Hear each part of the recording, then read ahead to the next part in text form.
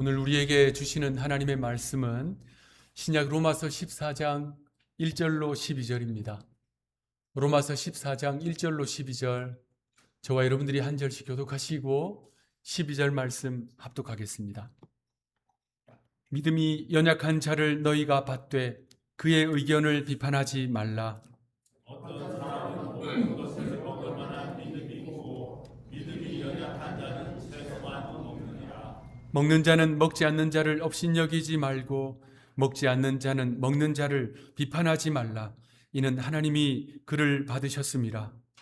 남의 아이를 비판하는 너는 누구냐? 쌓여 있는 것이나 거머쥐는 것이 자기 주인에게 있으니 그가 세움을 받으리니 이는 그를 세우시는 어떤 사람은 이 날을 저 날보다 낮게 여기고 어떤 사람은 모든 날을 길게 갖게 여기나니 각각 자기 마음으로 확정할지니라. 나를 주의 여기는 자도 주를 위하여 주여 먹는 자도 주를 위하여 먹으니 이는 하나님께 감사하며 먹지 않는 자도 주를 위하여 먹지 아니하며 하나님께 감사하느니라. 우리 중에 누구든지 자기를 위하여 사는 자가 없고 자기를 위하여 죽는 자도 없도다. 우리가 살아도 주를 위하여 살고 죽어도 주를 위하여 죽나니 그러므로 사나 죽으나 우리가 주의 것이로다. 이를 위하여 그리스도께서 죽었다가 다시 살아나셨으니 곧 죽은 자와 산 자의 주가 되려 하심이라. 네가 어찌하여 내 형제를 비판하느냐? 어찌하여 내 형제를 업신여기느냐? 우리가 다 하나님의 심판대 앞에 서리라. 기록되었으되 주께서 이르시되 내가 살았노니 모든 무릎이 내게 꿇을 것이요 모든 혀가 하나님께 자백하리라 하였느니라. 이러므로 우리 각 사람이 자기 일을 하나님께 직고하리라. 아멘. 어느 날 한 젊은이가 아버지 앞에 섰습니다. 굳은 결심을 한 듯한 이 젊은이는 아버지께 이런 요구를 합니다. 아버지, 언젠가 저에게 돌아올 몫을 지금 주십시오. 제 인생은 제 원대로 살고 싶습니다. 아들의 이 말은요, 아버지, 제가 유산을 받을 수 있도록 빨리 돌아가세요. 라고 하는 아주 공손하지 못한 말입니다. 누구도 그런 말을 예상하지 못했습니다. 그래서 그 집안은 순식간에 침묵에 잠겼습니다. 며칠이 지난 후 아버지는 이미 확고하게 결심한 그 아들의 요구를 묵묵하게 받아들입니다. 그 후 이 젊은이는 받은 것을 모두 챙겨서 먼 나라로 떠났습니다. 그에게는 돈이 넉넉했고 세상은 자유로웠고 사람들은 그에게 몰려들었습니다. 그에게 재산이 남아있을 때까지는 말입니다. 시간이 흐르자 그에게 남은 것이라고는 텅텅 빈 지갑뿐이었습니다. 그간 함께했던 사람들도 하나 둘씩 사라졌습니다. 설상가상으로 그 지역에 큰 기근이 찾아왔습니다. 그는 하루하루 버티기조차 힘들었지요. 결국 이 젊은이는 사람들이 다 꺼리는 가장 천한 일을 하면서 하루하루 끼니 걱정을 해야 했습니다. 어느 날, 그날도 허기진 배를 움켜쥔 채 거칠고 차가운 바닥에 몸을 뉘었는데 그동안 잊고 지냈던 고향이 떠올랐습니다. 따뜻한 아버지의 집, 풍성한 그 식탁, 친절한 가족들, 그리고 행복했던 순간들. 그 기억들이 떠오르자 이 젊은이의 눈에서 뜨거운 눈물이 주르르 흐릅니다. 한참을 울은 이후에 이 젊은이는 결심을 합니다. 돌아가자. 아버지의 집으로 돌아가자. 아버지의 집으로 돌아가서 아들이 아니라 그저 일꾼으로 여김받더라도 돌아가자. 고향으로 돌아가는, 아버지의 집으로 돌아가는 길 내내 이 젊은이의 발걸음은 무거웠습니다. 과연 나를 받아주실까? 용서해 주실까? 아버지의 집이 저 멀찍이 보이기 시작했을 때 그의 발걸음은 더욱 무거워졌습니다. 너무나도 초라한 자신의 행색을 보니 고개 들 자신조차 없었습니다. 그런데 멀리서 누군가 이 젊은이를 향해서 손을 흔들면서 달려옵니다. 가까이 올수록 그 모습은 선명합니다. 아버지입니다. 신발도 제대로 신지 않고 달려오신 아버지는 이 아들을 와락 끌어안습니다. 아버지는 아무것도 묻지 않습니다. 왜 이제야 왔느냐? 왜 행색이 이 꼴이냐? 그 많은 재산은 도대체 어떻게 허비했느냐? 아버지는 아무것도 묻지도 따지지도 않습니다. 심지어 너 또 그럴 것이냐? 다짐조차 요구하지 않습니다. 아버지는 그저 그 아들, 그 실패한 아들, 그 초라한 아들을 너른 품으로 끌어안아 주십니다. 그리고 헐벗은 옷 대신에 좋은 옷을 입혀주시고 그 손에 가락지, 반지를 끼워주시고 그 발에 신을 신겨 주십니다. 그리고 다 함께 즐거워할 수 있도록 큰 잔치를 열었습니다. 누가복음에 나오는 우리가 잘 아는 이 내용은 우리를 향하신 그 하나님 아버지의 사랑이 얼마나 넓고 높고 깊은 사랑인지 잘 알게 해줍니다. 그 누가복음 15장에서 예수님은 세 가지 이야기를 하시지요. 그 세 가지 이야기에 핵심적인 공통점이 있습니다. 잃어버렸다가 다시 찾는 기쁨, 잃어버린 양, 잃어버린 드라크마, 잃어버린 아들. 그 잃어버린 것을 다시 찾았을 때 하나님이 얼마나 기뻐하시는지, 큰 기쁨이 되는지 주님 말씀하십니다. 그 이야기들의 절정이 바로 잃어버린 아들, 돌아온 탕자이지요.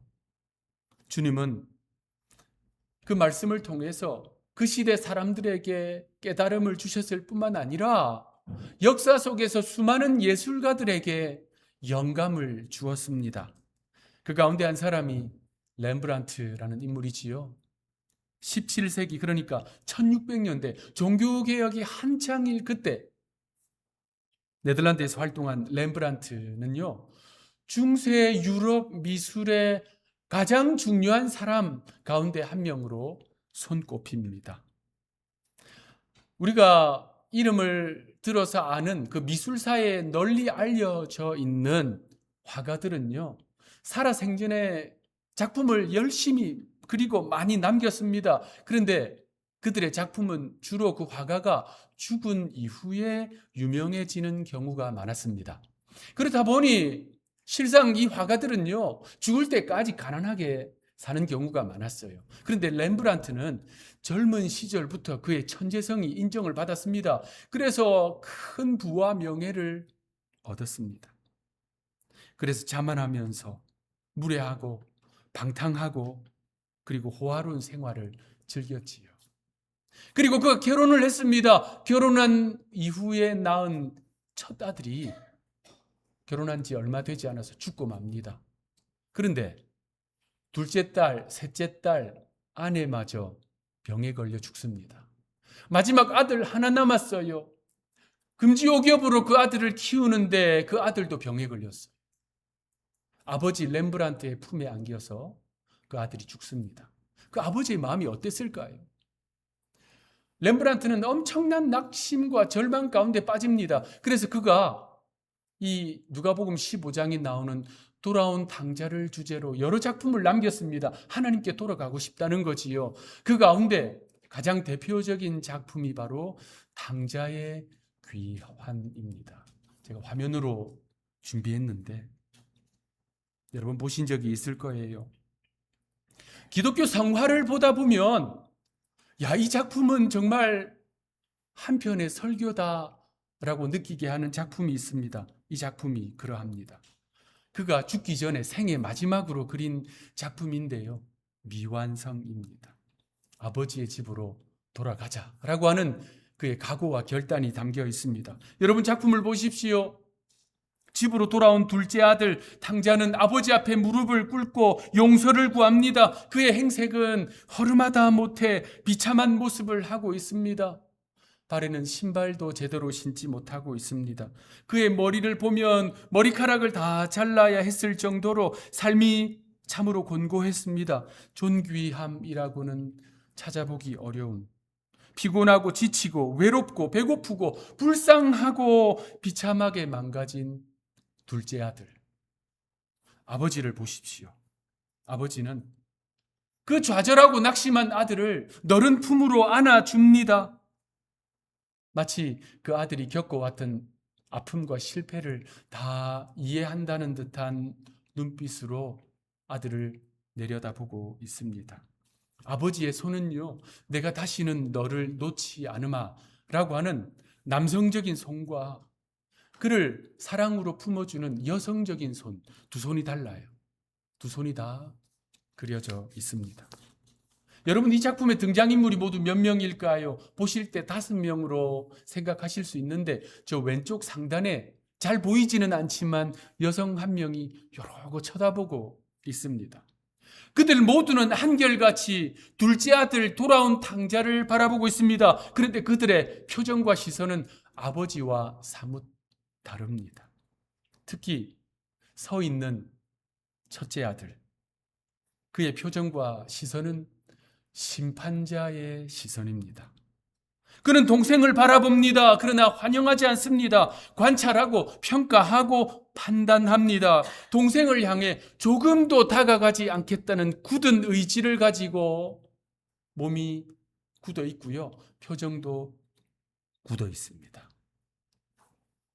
유산을 탕진하고 돌아온 저 괘씸한 동생을 용서하고 받아주는 아버지가 너무나도 못마땅한 그 마음이 역력하게 드러납니다. 첫째 아들, 그의 겉모습은 아버지와 닮았지만 성품은 아버지를 닮지 않았습니다. 아버지의 유산을 물려받기 원하지만 아버지의 마음은 물려받지 않습니다. 그래서 첫째 아들의 시선은 심판자의 시선입니다. 그 외의 인물들, 그들의 시선은요, 구경꾼의 시선입니다.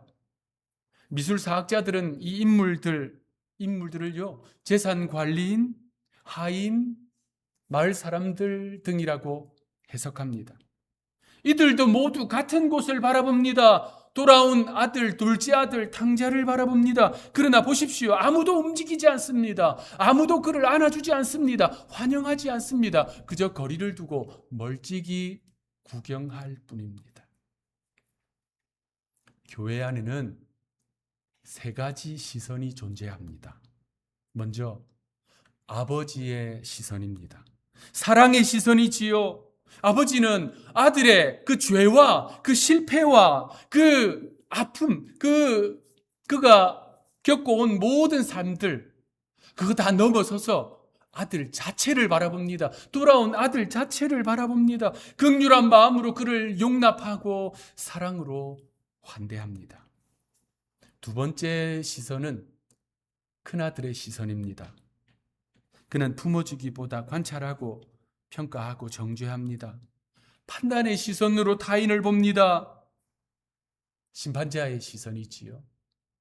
마지막 3번째 시선은 다른 인물들, 구경꾼들의 시선입니다. 그저 무관심하게 바라볼 뿐입니다. 여러분, 우리는 어떤 시선을 가져야 할까요? 우리는 서로를 어떤 눈으로 바라보아야 할까요? 어떤 마음으로 바라보아야 할까요? 하나님께서 우리에게 원하시는 시선은 무엇일까요?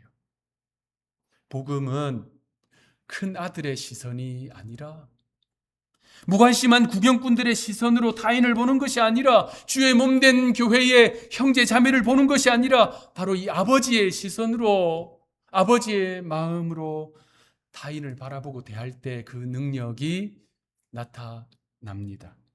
여러분, 우리 예수님이 그러셨잖아요. 예수님은 바로 그 시선으로 세리를 보셨습니다. 나병 환자를 보셨습니다. 삭개오를 보셨습니다. 12해를 혈루증으로 고통당한, 부정하다 여김당한 그 여인을 그 아버지의 시선으로 보셨습니다.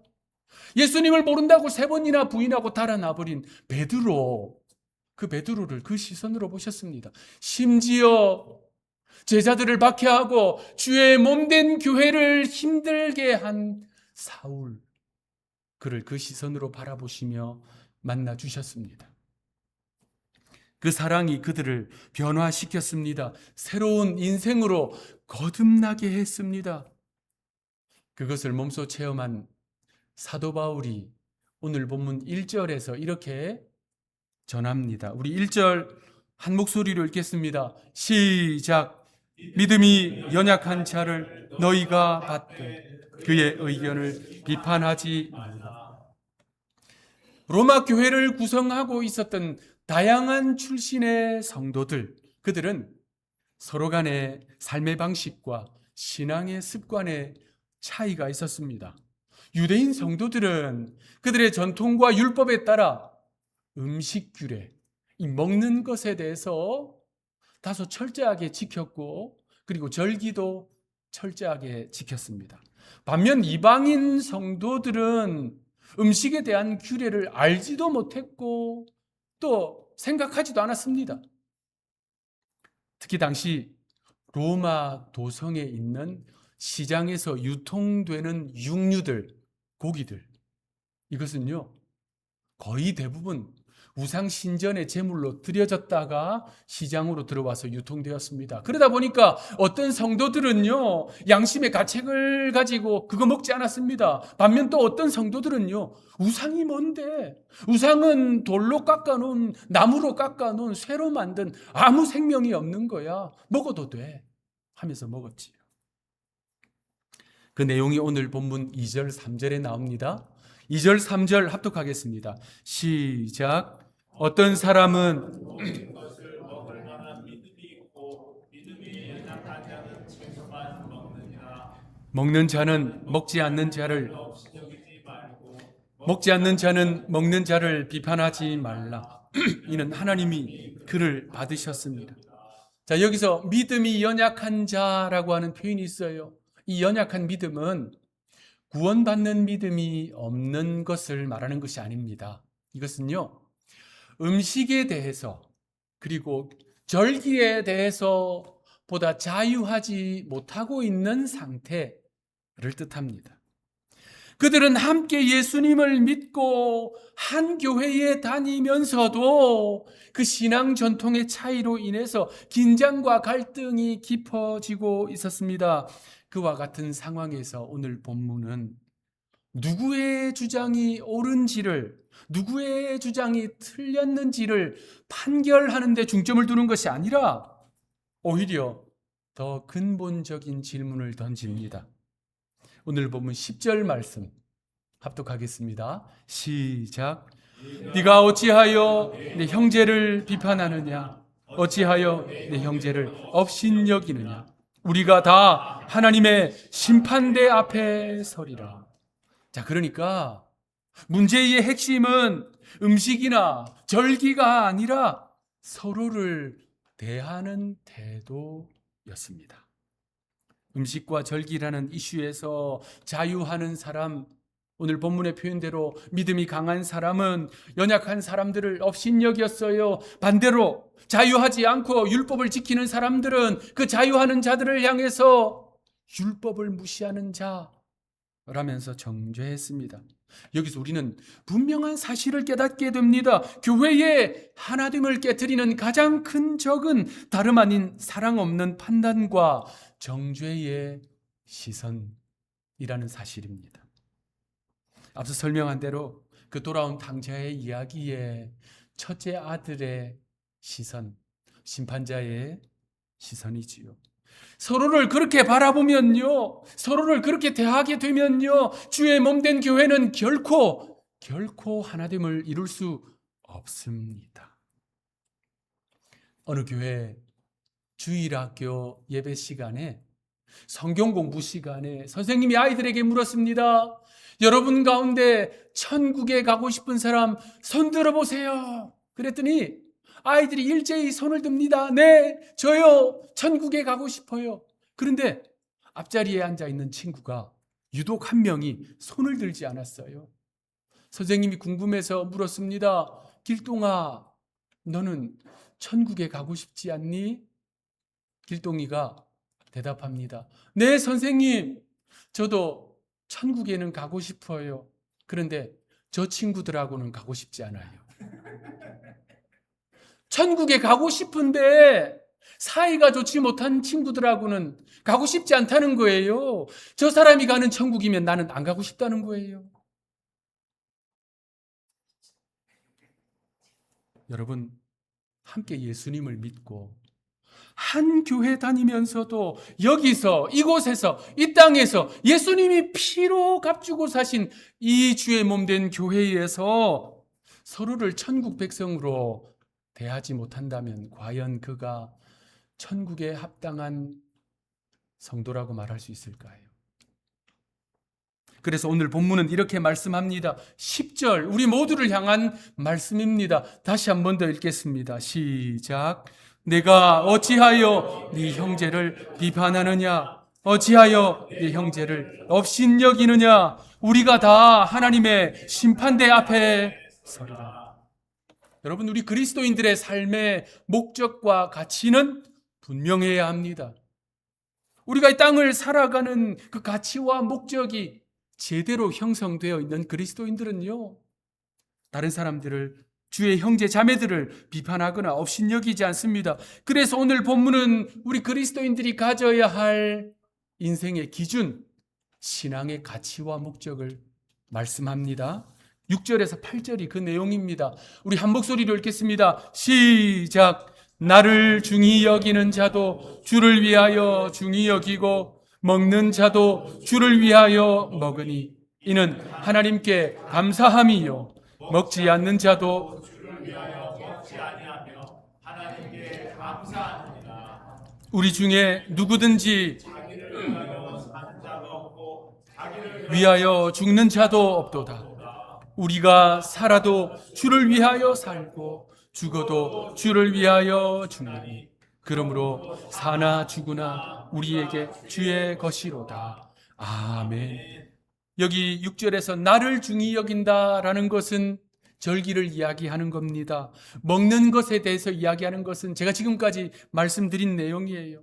이 말씀은 우리 그리스도인들이 인생에서, 신앙의 행로에서 가져야 할 분명한 기준을 선언합니다. 그리스도인의 삶의 목적, 저의 삶의 목적, 여러분들의 삶의 목적은 나를 위하여 사는 것이 아니라 주를 위하여 사는 것입니다.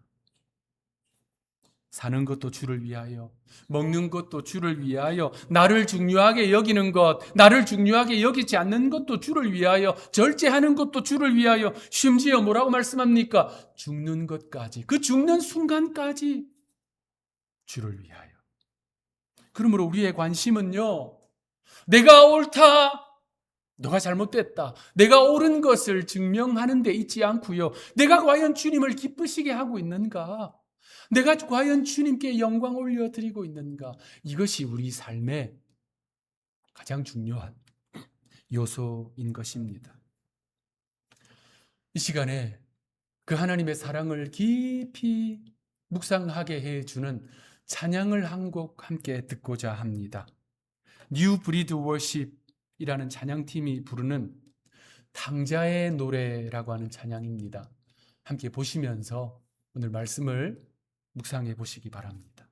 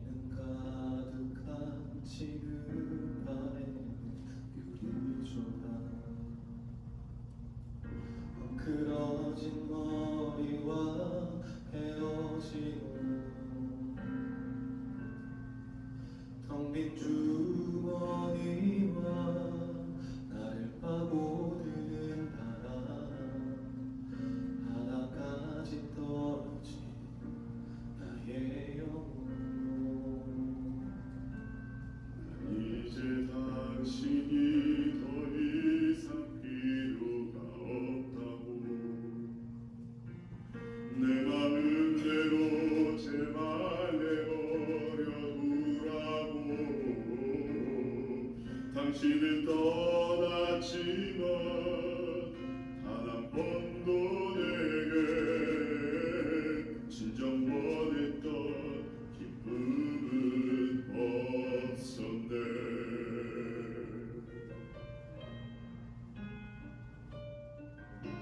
아버지 내가 당신께 돌아옵니다.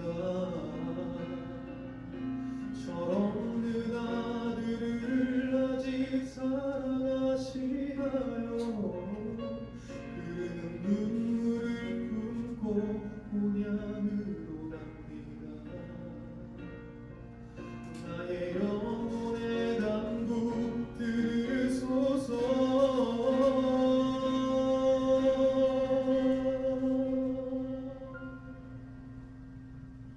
내 아들아 사랑하는 자여 오늘도 너를 기다리고 있었노라. 언약의 반지를 내게 주고 잔치를 열리라. 가장 귀한 옷으로 내게 입히라.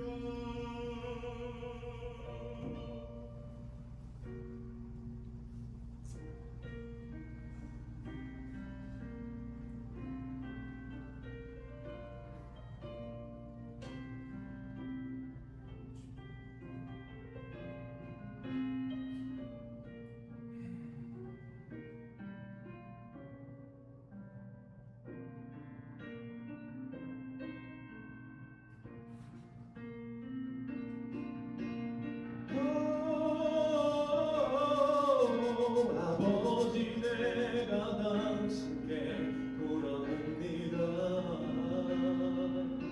철없는 아들을 아직 사랑하시나요?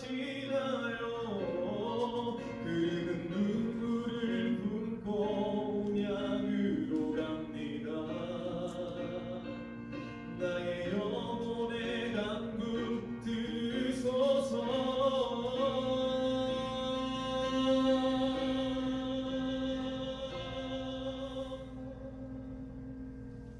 내 아들아 사랑하는 자여 오늘도 너를 기다리고 있었노라.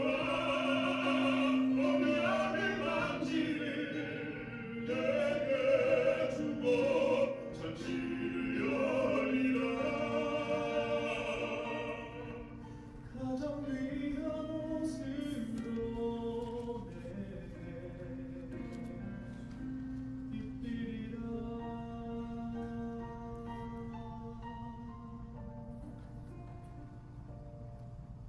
가장 귀한 옷으로 입히리라. 나의 독생자의